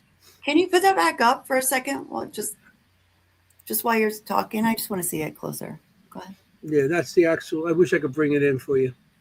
No, it's okay. I just As a matter of fact, the names on there it says their name's Fox, and then Kane, and then you see on Jakin. That's their husband. You know, they were both married. I'll tell you the stories on that in a minute. But I went to church. I was in church. It was a Sunday. Church went out. So my grandparents were buried in Cypress Hill Cemetery. You want this to come down, or you want to still keep it up? No, keep it up. You can keep it up as you're talking. yeah. So what happened was, I used to visit my grandparents' graves after church. I just go over there, say a prayer, and then go home, whatever. So I drive. I'm in the cemetery. I'm driving. I go to my grandparents' grave, and I say the prayer. And it was weird because when I left there, I was driving back to the cemetery to go back, come out on the Queen side, and as I'm going, I had this strong urge to pull over, and so I pulled over. It's like, sometimes I go with those urges. So I pull over, and I have an urge to go up the hill. So I get out of the car, and I walk up this hill. As I walk up the hill, I see this in front of me, the Fox sisters, and it says on it. It says actually, I can't read it, but it says something about modern day spiritualists, the founders of modern day spiritualism. So I go up to the grave. I'm like, oh, I said, and I introduced myself. I said, I'm Anthony, and I'm a spirit. I do paranormal investigating. I see spirits and stuff. So I start talking. So this is where it gets weird. I put my hand on the stone, like that. I just put my hand on the stove. At that moment, I got like a pain, and not a pain, but something shooting out my arm, like go to my heart, and it made me feel like happy. It made me, and I was smiling after that. I was like, that was how it just came to me. Like, it was weird, the feeling I got. And so I got the feeling that they wanted their story told. And around that time, this was not that was October 30. It was October 17th, 2017. This when this happened. So I go home. I go down to my car, and I'm like, who the hell are the Fox sisters? No clue. Oh, you didn't know? I had no clue. How can you not know? I didn't know the Fox sisters. Hey, I'm not into all that. He's like, I introduced myself. Hey, how you doing? I'm Anthony. Hey, I'm doing here. How you doing down there? Oh, Hey, you're dead. Oh, you're dead. comfortable That's why there? you're Are doing. you comfortable laying down there? I don't know. So I go back Like to I my car, introduced and I'm myself. Googling, and I'm like, oh, the Fox. So I said, oh wow, this is crazy. How I got the feeling to pull over and go up to this grave. I'm like, this is weird. So I start doing the thing, and I bring my friend. I get my friend Joe, a couple of people that were investigating with me and stuff like the time. And I said we went back to the grave, and I told them about this, and I did a couple of EVPs, and I was getting stuff, but I couldn't make out exactly because it's right next to the Jackie Robinson Parkway right there. So it's very hard to hear any kind because you don't know what it is, if it's a sound of a car or a voice. But I thought I did hear a woman's voice saying hello on it. So I'm like, so I start talking, and it's like, I'm going to try to make a documentary on this, which I did try. And of course, you need a group of people that cooperate with you when you do a documentary. Yeah. So we went back and forth, and I actually went to Hyattville, where the Fox sisters story started at the house. Mm-hmm. Okay, and we went to the because it's not there no more. They actually burned it down back in the I think it was the 70s or 80s because it was condemned, but they burned it down. But they have this big house built around the spiritualists have this big house of glass built around the actually original frame. Okay, and so we went there. I actually interviewed the caretaker, and I got her to. I talked to her into letting us go in there and do an investigation, and we did. You And talked her into it. yeah, no, because You made her an offer she when couldn't I refuse. yeah, I mean, you can't refuse. He had Hey, a hammer. He had your a hammer. brains on the contract or your signature. You know what I'm saying? But no, she was nice and everything. And I'm kidding, what Anthony. happened was when I said we're doing that, somebody came and they seen us talking to her, and they came over, and she goes, "Yeah, they're gonna do a vest." And she goes, "They're gonna do a vest."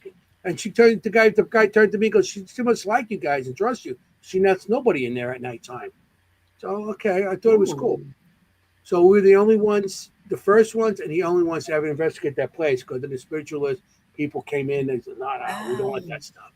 So we went in there, and it was crazy because we're in there, and I was asking questions, and there's a light overhead. And every time I said, ask a question, and the light would flicker. So I would stop asking questions, nothing would happen. I asked a question, the light would flicker. So it was crazy how that happened. And I thought maybe it was some kind of sensor or something like that. I was like, being an electrician, I'm looking at it like maybe it's something else, because it Right. wasn't windy out. There was nothing that would cause that.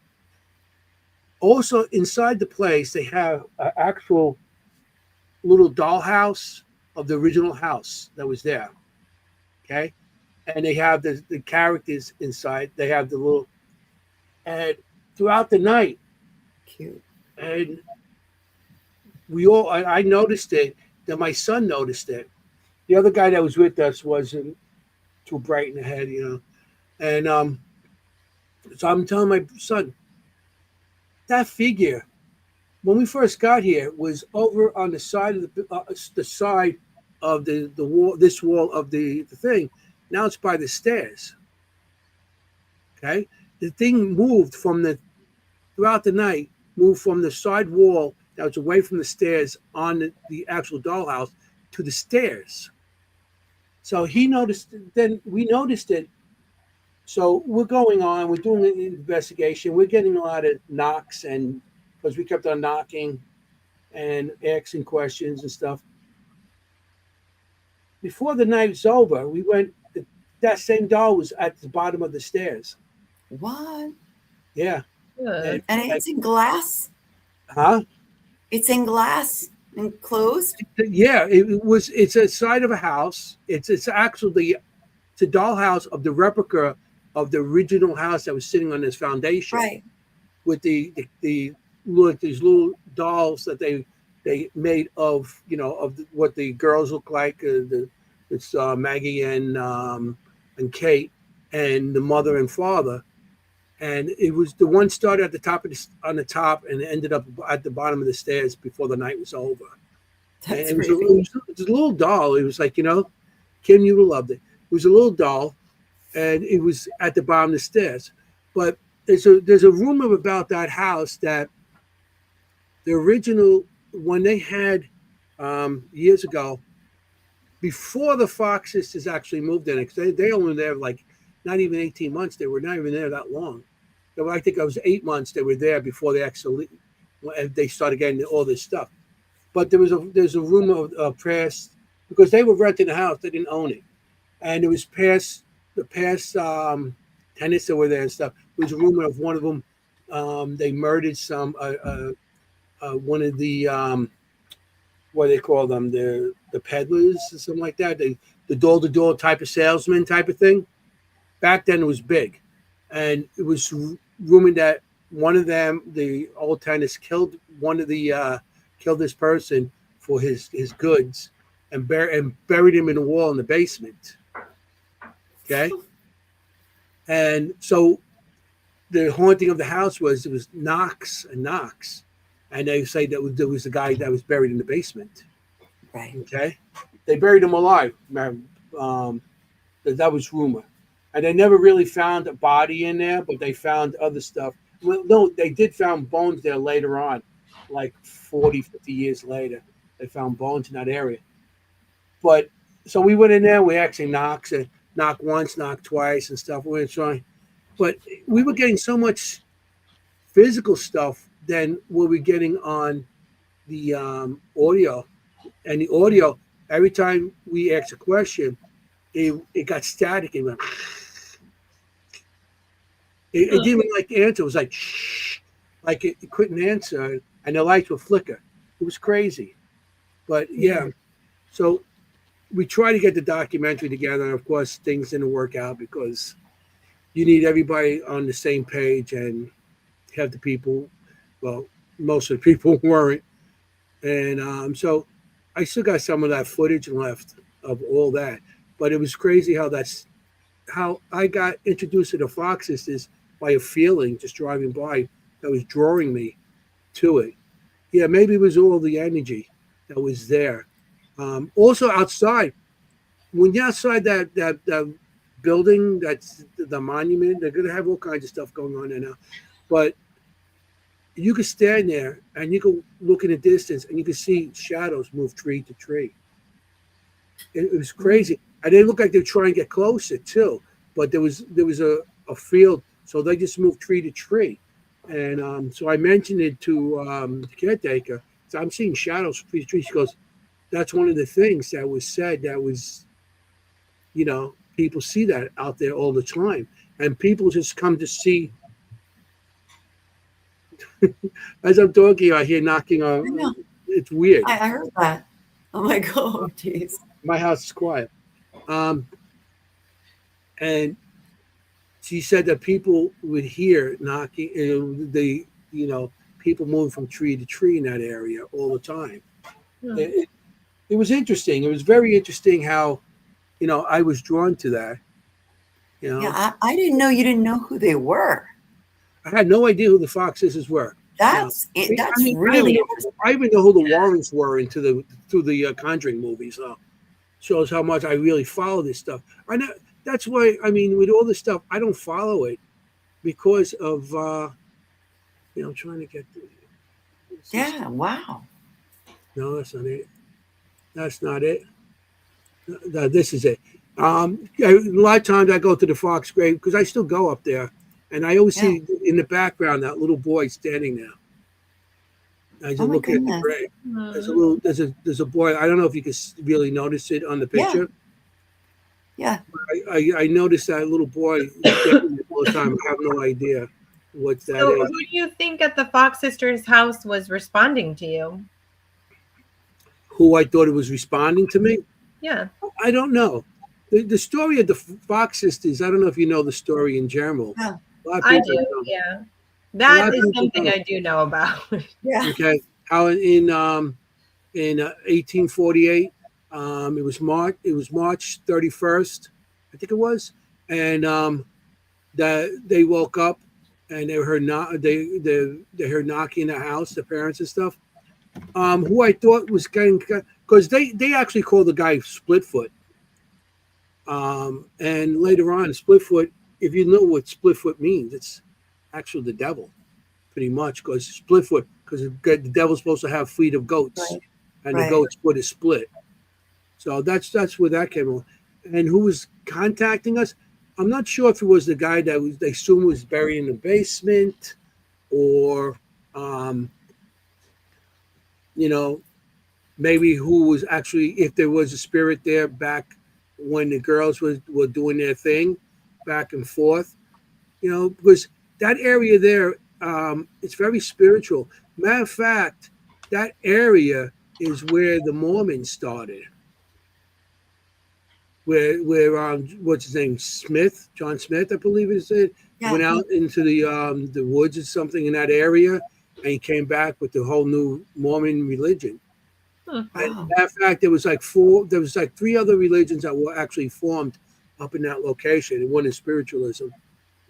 You know, Wow. yeah, there's a bunch of different things. So I couldn't tell you who was contacting me because that's a very spiritualist type of place. Um, and a lot of the building is still there where the girls actually went to school right down the block, right next to them. They had to walk a couple feet down the road, and the school was there. So Yeah, actually, the spiritualist church that I did a lot of my mediumship training at Mhm. bought the church, bought the school. Excuse me. yes, I know. Mhm. I know. Guess School. guess who we got to That's investigate? Who we got to interview that weekend? Oh, Janet Nahavek. Yeah, Rest Oh, wow. I interviewed her. in peace. I didn't know she passed, but I interviewed her, and she actually the first thing I ever started with her was, of course, with a joke, and she was she was a nun at one time before she got into becoming a reverend in the Right. spiritualist church. And the first thing I said, I told her, I said, I'm a little afraid of you. She goes, why? I said, you are a nun. I said, if you don't have any yardsticks on you to crack me across the knuckles, do you? Because Oh, God. and she leaned back and said, oh no. I never did that. It was like, she was a very nice person. I met Very nice. Reverend She was Joe. my one of my main teachers. Yeah, one of my main instructors. They were when we went up there. Amazing. We went back there to do a full interview with everybody because we went up there twice. They were opening up their church up there, and we went to the actual church opening. I met her. I met Reverend Joe, and Reverend what's it, Alton? Alton. He was from England.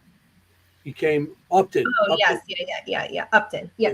Yeah, Upton, and I met him also. I interviewed him. I Steve interviewed Upton, Jan, wife. Yeah. and somebody else interviewed Joe, Reverend Joe. Reverend Nice. Joe. We went to the mass and everything, and they put the healing on me. That was crazy how they did that. They came up to me and they put my hands on my shoulders, and it was like holy shit. The whole body felt warm. It was crazy. Yeah, every Yeah. service. Every Yeah. service offers healing. Yeah, so it That's was incredible. Yeah, we got. I got so far into it, and of course I had to stop. And I did all the genealogy on them. I go back with the Foxes to when they were in Germany. The father, the one of the Fuchs before when they came here, they became the Fox, and also the mother. The mother was Smiths, the Smith family, and when years later, a lot of her family during the Revolutionary War. Ran to what do you call it, Canada because they didn't believe us with the fight with England. They were English sympathizers, and it was like I mean I got the whole thing. And it's not just the Fox sisters because it's the three of them. The Leah, the oldest sister that was with them, she was 18 years older than them. And there's a brother David, and there's a sister Elizabeth, and there was another sister that passed away. She was like I think 8 months old. So there's a whole big history behind that too, and the mother and father breaking up and stuff, and how they were actually born in England, and the father was a blacksmith that couldn't find work, and that's why he came back down here because the son had a house across there. David had a house and his own farm, and they rented out this place and were having their own building built, and then all Wow. this happened, and then they went into the spiritualist and stuff. I think because the older sisters what really pushed him into it because she was broke and everything. Matter of fact, she had a young daughter too, Elizabeth. She had a daughter that was I think Katie's age, Kathleen.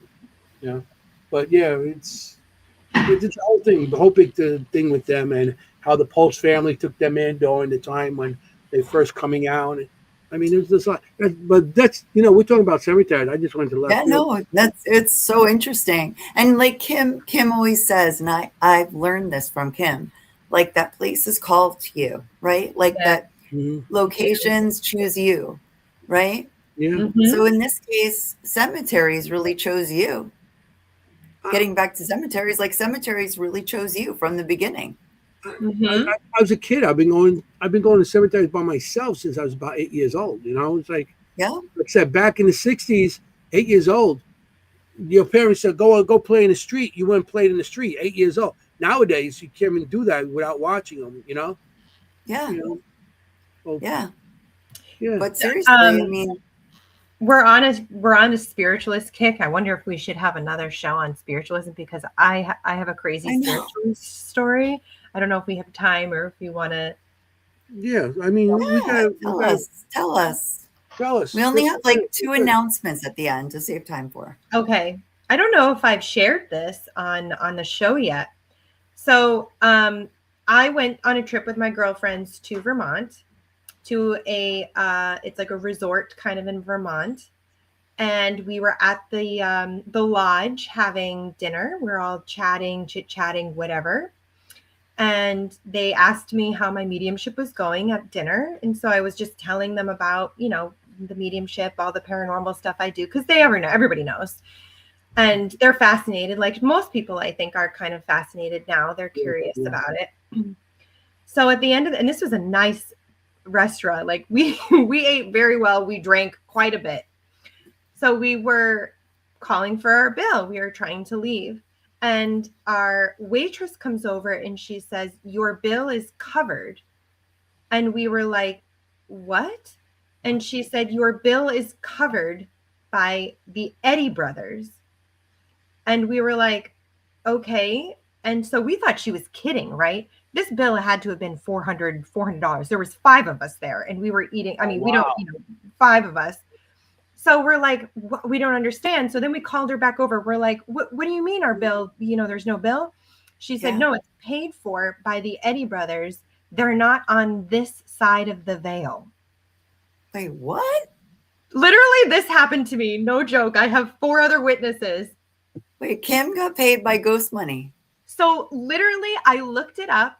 Their Eddy brothers were 2 very famous spiritualists in this town of Vermont. It was considered the origin of spiritualism in Vermont was the Eddy brothers. They were spiritualists. No, I know.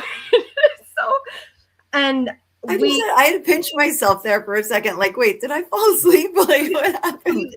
What? So we have no idea. We have no clue. We don't know if this is a rule. Like if somebody brings up spiritualist or mediumship in the town, like a fun, like a day of a fun or something. That's my face, Mary Beth. We to this day we have no idea. We literally walked out. We didn't pay a dime. It was probably a $400 bill. And then she got arrested. No, I'm kidding. No, I'm kidding. Then we got kicked out of the resort. But literally, that's what she said to us. She said, your bill is paid for, and it's the Eddy brothers, and they're not from this side of the veil. By 2 dead guys. Literally. Well, they're not going to hit on you at least. So, yeah. So, you never know where you are talking about spiritualism, paranormal, mediumship. The movement is everywhere, and you never know. And that is a true story that really happened to me. It's like, why did you never tell that before? I don't know. It never came up. It's almost 10 o'clock. That's the best story I've ever heard in my life. Did you guys leave a tip? I know. I don't remember. I think we did because I think we tried to pay. We were like, well, we have to pay you. Because we had to pay and she said, no, you can't pay anything. She goes, you can't pay anything. No, or they'll get angry. The spirits will be angry. Meanwhile, yeah. Isn't that so? Spiritualist movement is everywhere. Yeah. Wow. I mean, we could do a show on spiritual. I know spiritualists that teach in Lilydale, so we could. Well, let's get a guest on from there, mister. Oh, that's a great idea. I know somebody. And you both know who I'm talking about. I'm not going to mention it because this case we can't get. I do. I don't, but that's okay. That's normal. You do, but you don't. The other day, I just want to show. I stopped by Jackie Robinson's grave, so I just wanted to show that quick. Yeah. Jackie Robinson's famous baseball player, and this is more of his grave there. See, people leave stuff on his grave all the time. It's beautiful. Oh, wow. Oh my, are those all oh yeah, those are all baseballs. Wow. Yeah. And bats. Bats, oh my gosh, and helmets and gloves. Yeah, people leave stuff there all the time. That's cool. As I guess, and Yeah, that's me. Hey, who's that guy? Oh my Biker God. Anthony. This ugly guy. Yeah, okay, I'll put him back up. Okay. But yeah, they put all kinds of stuff on the grave. So, you know. Also, the Cypress Hill Cemetery, I just want to show you one more thing. See this here? Yeah. This tree was planted by President Garfield, and it's still there after all these years, and it's still growing, and you could go there and sit. And this is right in the military cemetery of the Cypress Hill Cemetery. They have all different sections with military and everything there. So, you know, Wow. which is a lot of stuff going on there. Oh. So, can I show some pictures of drawings I have? Yeah. We have What 10 minutes. what year was that? Like how many years? What year was President Garfield?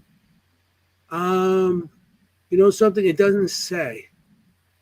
Doesn't Looking say, at but I know it's I a long could time guess ago. at the size James, of that right? tree. I would Is say it James, right? James A. Garfield? James Yeah. I Garfield. would say 80 to 100, maybe 120. 1831. Hmm. Oh, he was born 1831. Yeah. I mean, I got He so was many stories. assassinated 1881. Different locations So I've been maybe to. 150. Yeah, that's Yeah, what I maybe. thought. I was like, that's over 100 years old, easy. Yeah. I mean, and there's a cemetery around it. The cemetery is from the Civil War into, well, it's was it the 1818 war, something like that? 18, there was a war back in the, was it 1819? Because you got the Spanish American War, and you have all kinds of different wars going on at that time. Yeah. And this goes all the way up to Vietnam, this cemetery. I think it's pretty much full now. Well, we're talking about 1812, the War of 1812. Yeah, 1812. I knew it was Yeah. one of the wars, yeah. So I mean, there's people buried there from 1812 and to, I think, the Vietnam War, and some people. And there's a lot of unknown soldiers and everything in that location, which I used to go there and pray for. There's 12 of them in a row. I call them the unknown 12. So when I go there, I say prayers for them and stuff like that. And, but it's that cemetery. I mean, it has so much stuff going on in it all these years. Wow. But I don't want to take all the conversation. Yeah, and I don't believe that the souls or the spirits are, permanently attached to their resting place. I think it's thank kind you. of, yeah, I think it's an anchor place, so they can use that as like an anchor place to communicate better.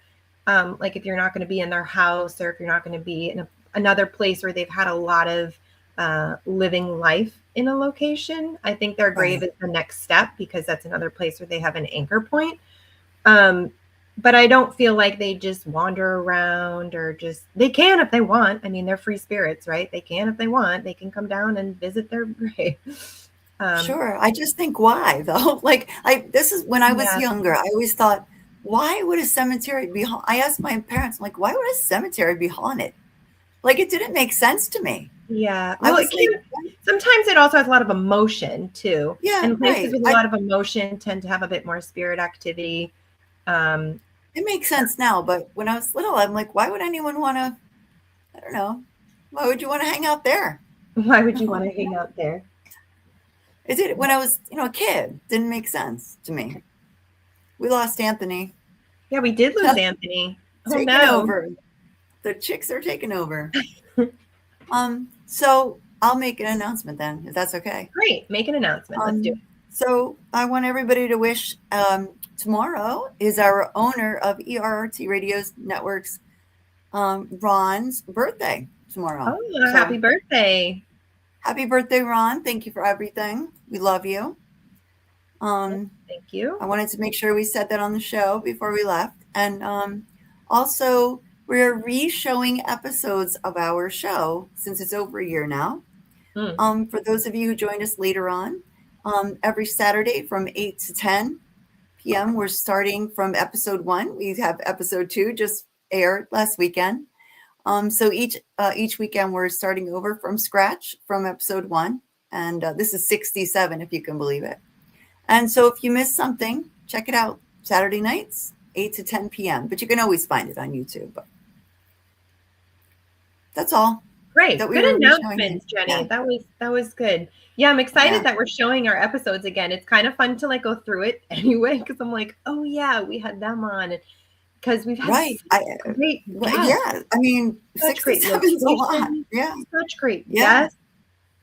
Today Yeah. I learned at least 3 new words Yeah. Right. and terms. We Fun should facts today. Whistle past the graveyard, people. you should type in those 2 words for the graveyard I if you will. can, because I I know will. it was like it was hard to pronounce. I agree. I was like, I don't know Yeah, if I it's don't. like the C is silent or the I is Yeah. silent. Yeah, I don't know if it's coimetry or koi. Probably koe, but Yeah. because it looks Latin, you know?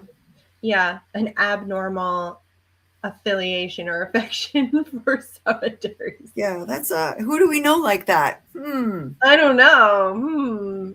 Thanks for Rhymes with everybody who said the letter. Anthony. Yeah, exactly. So yeah, I'll definitely put that in the chat. And I think we lost Anthony. Aww. Well, we were just That's saying in okay. the chat earlier about how unstable the internet is today because of all that's going on. So I'm not surprised. Well, and also thanks everybody for hanging in with us tonight. With our guests being sick, you know, like obviously flu going around, we understand. But we'll have him back, Andrew Warburton, expert on fairies, which was going to be an amazing topic.